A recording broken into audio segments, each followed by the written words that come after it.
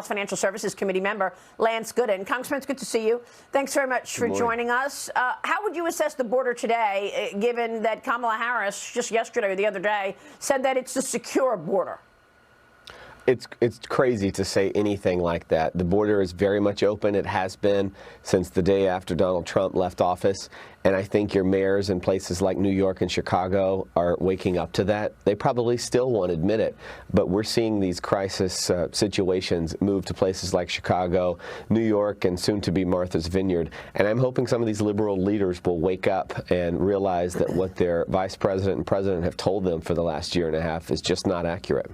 Well, I mean, it's not accurate, and I'm wondering if the White House is working against us in terms of this situation. I spoke with a border source last night, and he told me that there is an agreement in place between the U.S. and Mexico to repatriate 100 Venezuelans back to their origin spot in Mexico.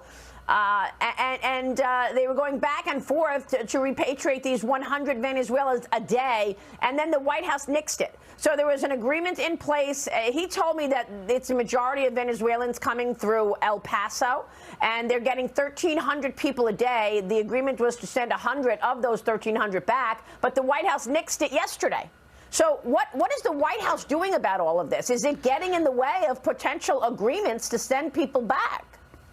Absolutely, and I don't understand it. I don't know who's running things at this White House, but they have not only pursued open border policies, but they've encouraged these immigrants to make this journey. They're helping prop up these nonprofits like Catholic Charities that are on the border, welcoming these people, putting them up in hotels.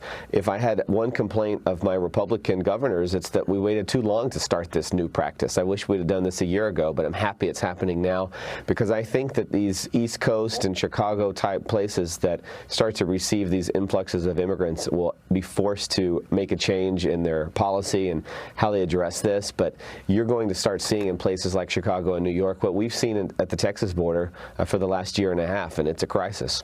Unbelievable. What are you thinking? It's like 6,000 or 7,000 people a day overall, right? I mean, I'm talking about 1,300 Venezuelans coming in every day just in El Paso.